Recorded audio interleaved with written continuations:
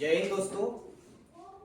आज class 10th का biology का सेकेंड चैप्टर श्वसन स्टार्ट करेंगे।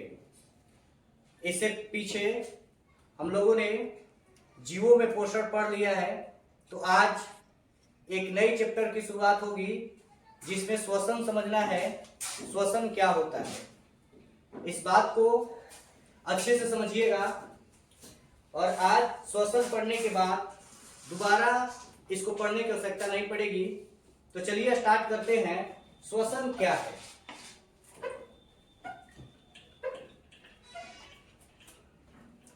देखिए, मनुष्य का जो शरीर है वो कई सारी कोशिकाओं से मिलकर बना हुआ है। जिस प्रकार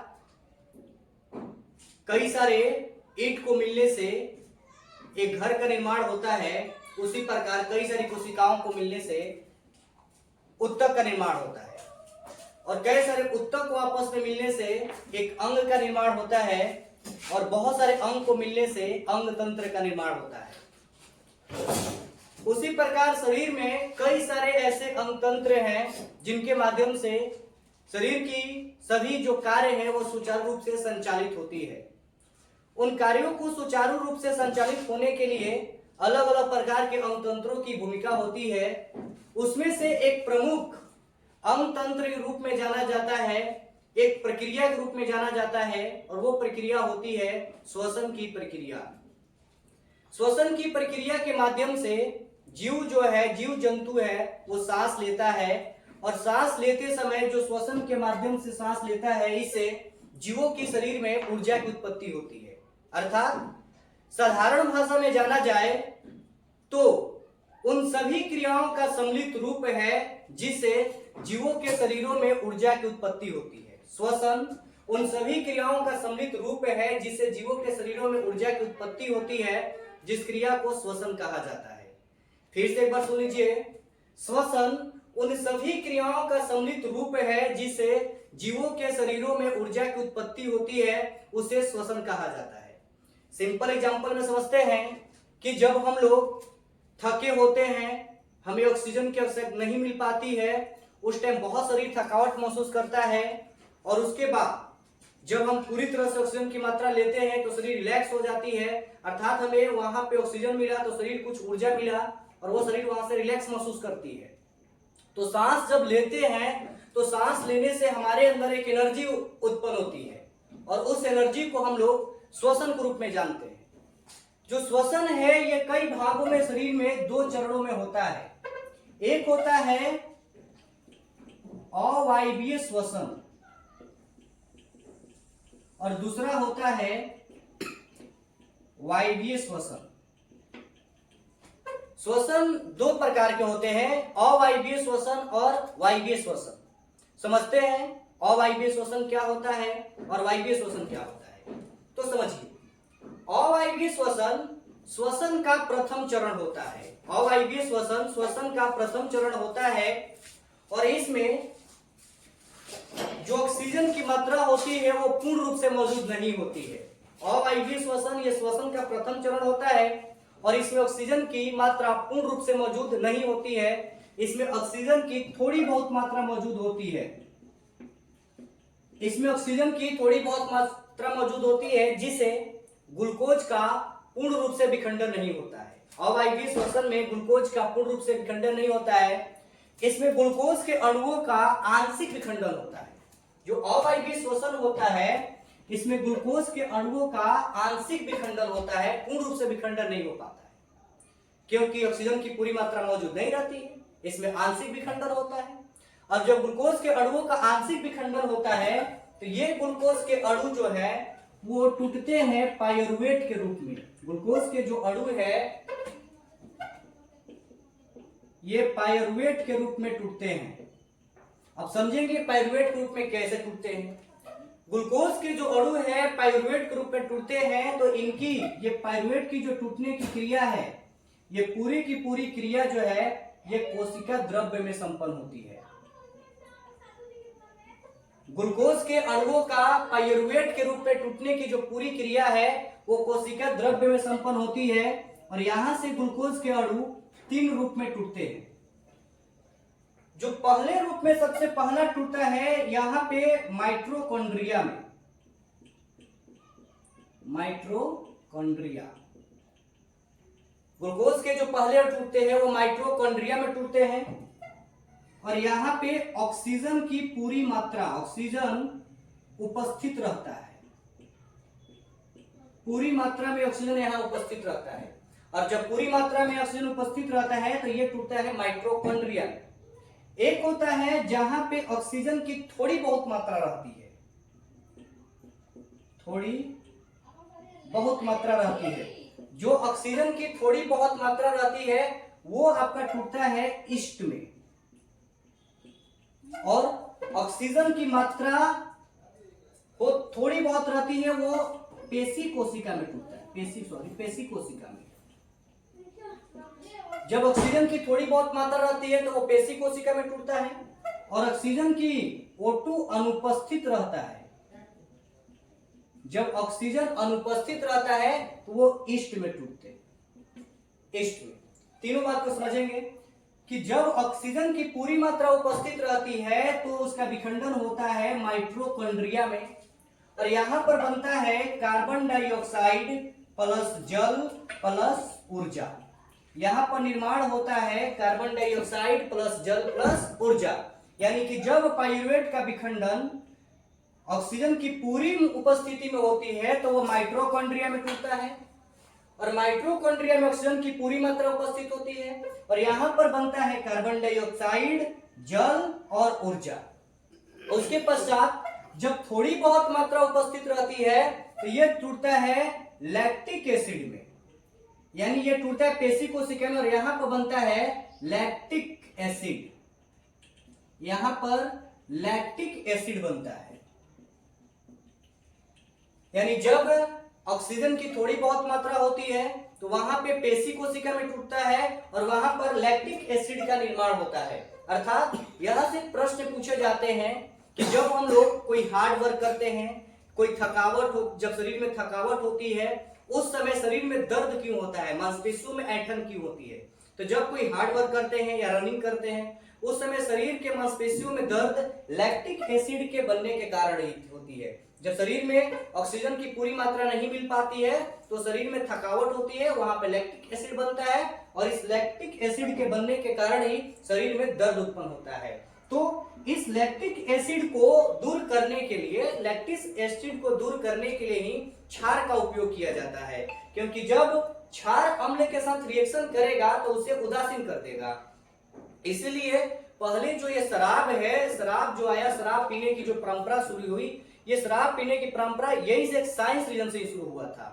क्योंकि पहले जब लोग बड़े से राजा महाराजा हुआ करते थे, वो लोग कभी युद्ध में जाते थे तो वहां पे उनके शरीर की थकावट होती थी, तो वो थकावट या अपने मानसिक थकावट, शारीरिक थकावट को दूर करने के लिए अल्कोहल का यूज करते थे। और वो अल्कोहल क्षारीय होता है जो कि अम्ल को रिएक्शन करता है, उसे उदासीन कर देता है। तो उन समय जो उनकी थकावट होती शरीर में, वो थकावट उनकी मिट जाती थी उस अल्कोहल को पीने से, इसलिए वो लोग उस अल्कोहल को यूज करते थे। लेकिन वर्तमान समय में उस अल्कोहल का यूज लोग उस हिसाब से न करके उसे अपने पसंद के लिए पी रहे हैं, इसलिए बहुत ज्यादा हानिकारक हो रहा है। वो हमारी तंत्रिका तंत्र को जाकर धीरे धीरे प्रभावित करता है।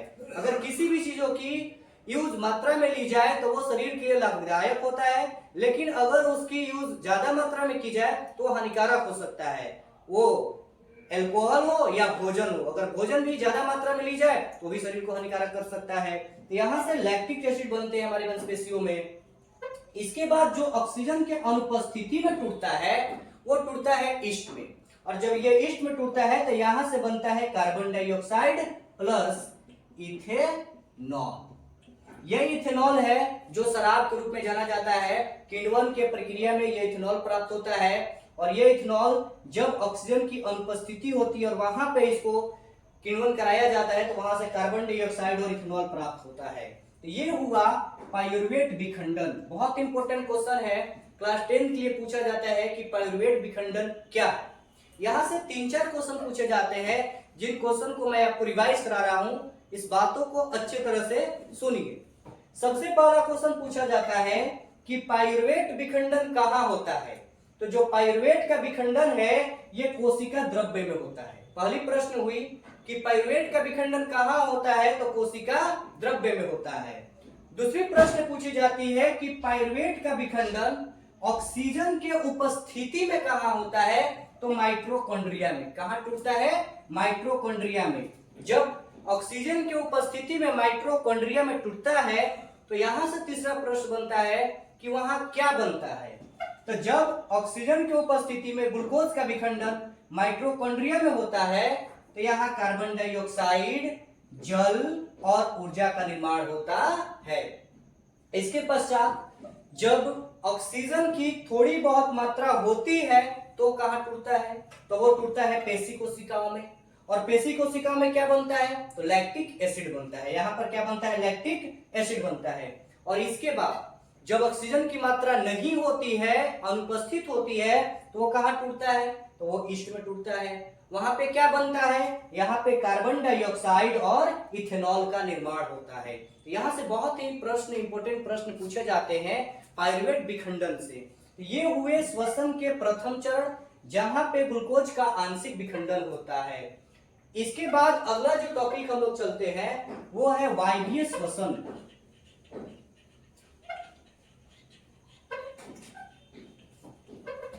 अगला जो टॉपिक है वायवीय श्वसन।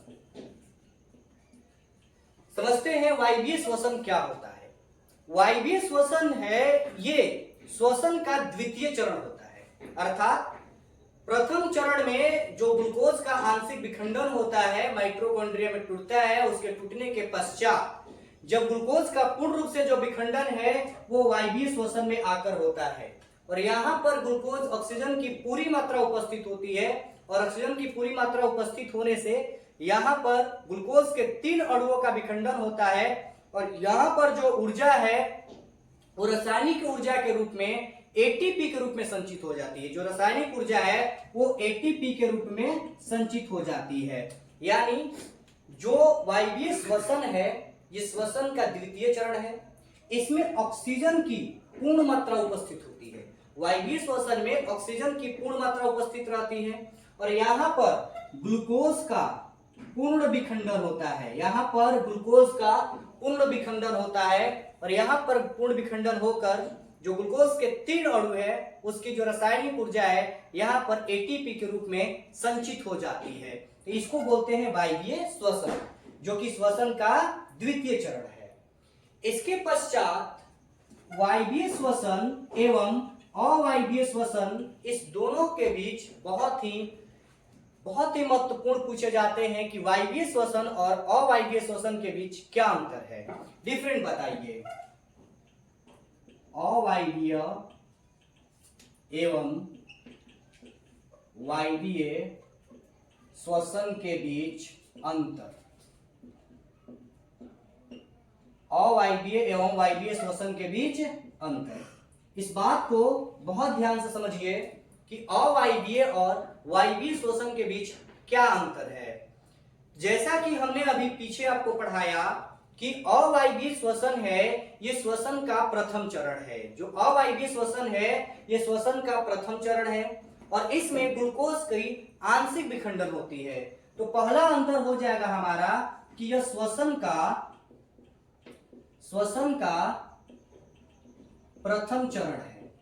यह श्वसन का प्रथम चरण है और वायवीय यह श्वसन का द्वितीय चरण है। अवायवीय श्वसन यह श्वसन का प्रथम चरण है, वायवीय श्वसन यह श्वसन का द्वितीय चरण है।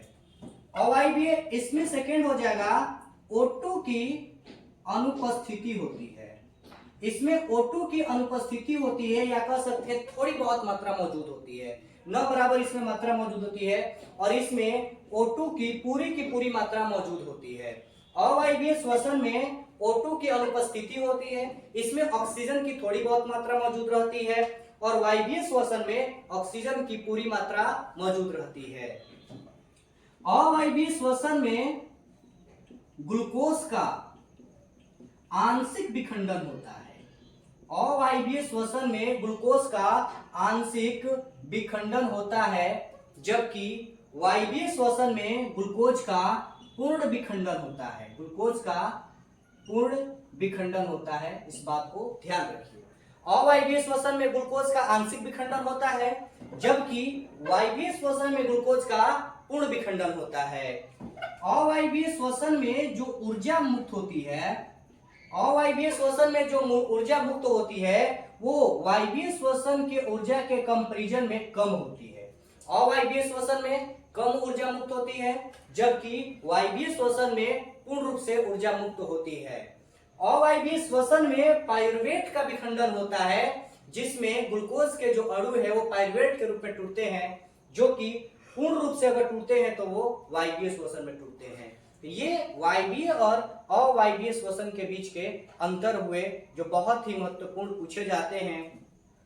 वायवीय और अवायवीय के बाद जो श्वसन के तहत अगला हम लोग का टॉपिक आता है वो है पौधों में श्वसन, कि पौधों में श्वसन क्या होते हैं।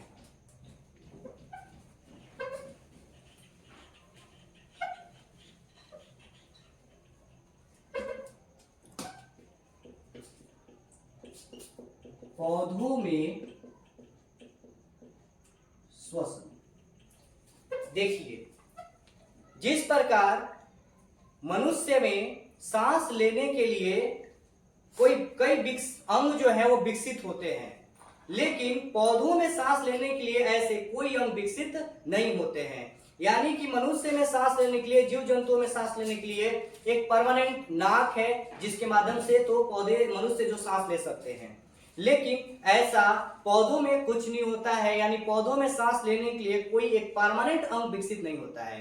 अर्थात जो पौधे हैं वो श्वसन की क्रिया अपने संपूर्ण शरीर से कर सकते हैं। कुछ पार्टिकुलर भाग है जिनसे वो पौधे अपने श्वसन की क्रिया को संपन्न करते हैं, जिसमें से जड़, तना, पत्ती, इसके माध्यम से जो पेड़ पौधे हैं वो श्वसन की क्रिया करते हैं। जड़ के माध्यम से, तना के माध्यम से और पत्ती के माध्यम से, इनके माध्यम से जो पेड़ पौधे हैं वो अपनी श्वसन की क्रिया को संपन्न करते हैं। देखते हैं कैसे।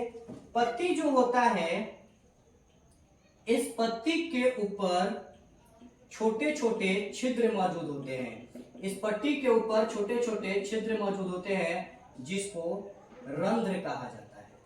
इस पत्ती के ऊपर छोटे छोटे छिद्र मौजूद होते हैं जिसे रंध्र कहा जाता है, ऑस्टोमाटा कहा जाता है। इन्हें ऑस्टोमाटा कहा जाता है और इन ऑस्टोमाटा के द्वारा ही ये कार्बन डाइऑक्साइड को ग्रहण करते हैं। यानी पौधों में देखा जाए तो इनमें श्वसन के लिए कोई विकसित अंग नहीं है। पौधे जड़ से भी ले सकते हैं, तना से भी ले सकते हैं और पत्ती से भी ले सकते हैं, इन सबसे ये सांस ले सकते हैं। कोई एक फिक्स अंग नहीं है। मनुष्य में तो है नाक है सांस लेने के लिए, मनुष्य के अंदर मुख भी है, लेकिन मुख से परमानेंट सांस नहीं ले सकते, क्योंकि अगर मुख से मान लिया सांस परमानेंट लेंगे तो उसके अंदर तो इसको रोकने के लिए नहीं बने हुए हैं। वैसा तो पौधे में नहीं बना। मनुष्य में अगर नाक है, नाक में उसमें छोटे छोटे बाल होते हैं जो दस्त को रोक देते हैं, जो कि ऐसा मुख में नहीं है, वो डायरेक्ट किसी चीजों के अंदर लेके जा सकता है। तो इसलिए खास अंग बने हुए हैं, नाक है जो सांस लेने के यूज होता है। लेकिन पौधे में ऐसा कोई अंग नहीं है। पौधे जड़ से, तना से, पत्ती से, इन सब से सांस ले सकते हैं, लेकिन मुख्य रूप से अगर देखा जाए तो रंध्र के माध्यम से ही अपने सांस को लेते हैं। पौधों में ऊर्जा की कंपैरिजन टू मनुष्य की अपेक्षा थोड़ी कम आवश्यकता होती है, क्योंकि पौधों को उतनी सारी क्रियाएं नहीं करनी पड़ती है जितनी मनुष्य को और जीव जंतु करनी पड़ती है। अर्थात इनमें थोड़ी ऊर्जा की कम आवश्यकता होती है, जबकि जीवों में ऊर्जा की ज्यादा आवश्यकता होती है। सबसे महत्वपूर्ण बात यह जानी जाती है कि जो पौधे हैं इनमें जो श्वसन की एक क्रिया होती है, ये श्वसन की क्रिया जो है ये विसरण के माध्यम से होती है। पौधों में जो श्वसन की क्रिया है वो विसरण के माध्यम से होती है। पौधों में श्वसन की जो क्रिया है वो विसरण के माध्यम से होती है, जो कि जीव जंतुओं में जो श्वसन की क्रिया है वो परिवहन के माध्यम से होती है। जीव जंतुओं में श्वसन की जो क्रिया है वो परिवहन के माध्यम से होती है, और पेड़ पौधों में श्वसन की जो क्रिया है वो विसरण के माध्यम से होती है।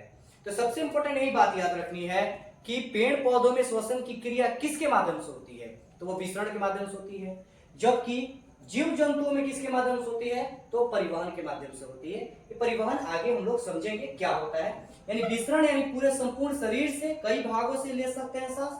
यही प्रक्रिया आपकी विसरण होती है जो पौधे में श्वसन के लिए उपयोग मानी जाती है।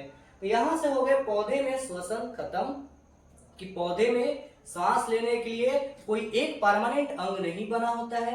पौधे जड़ से भी, तना से भी, पत्ती से भी, किसी से भी सांस ले सकते हैं। इसके बाद इसमें स्टोमाटा होता है यानी रंध्र बोलते हैं, यहां से परमानेंट अपने सांस लेने का काम करते हैं। पौधे के बाद जो हमारी नई टॉपिक आती है इसमें, और वो है जीवों में श्वसन।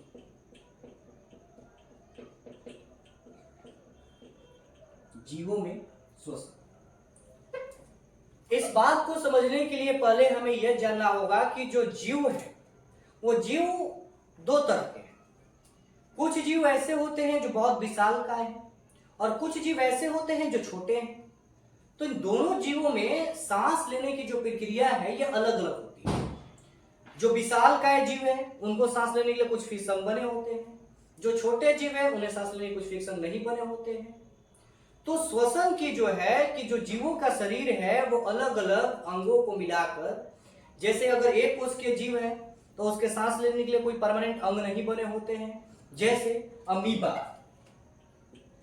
क्योंकि जीव भी अगर अलग अलग प्रकार के हैं, जीव भी एक कोशिकीय होते हैं और बहुकोशिकीय होते हैं, तो उनमें श्वसन की क्रिया भी क्या होती है, अलग अलग होती है।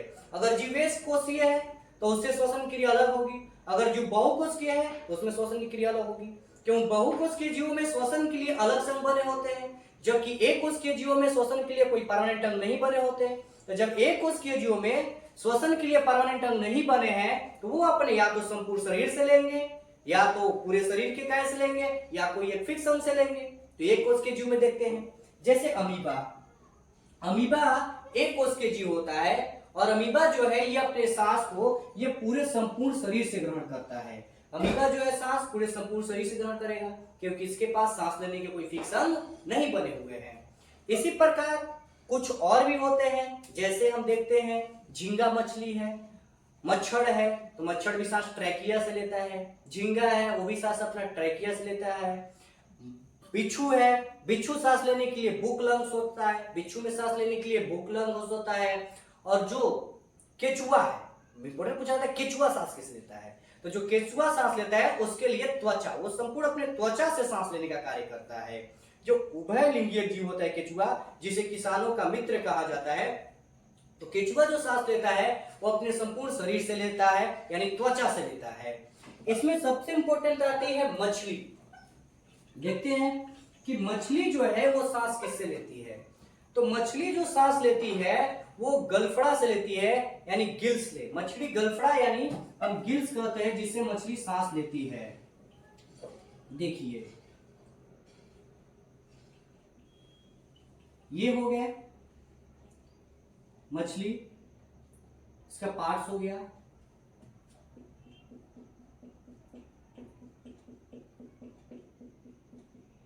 देखिए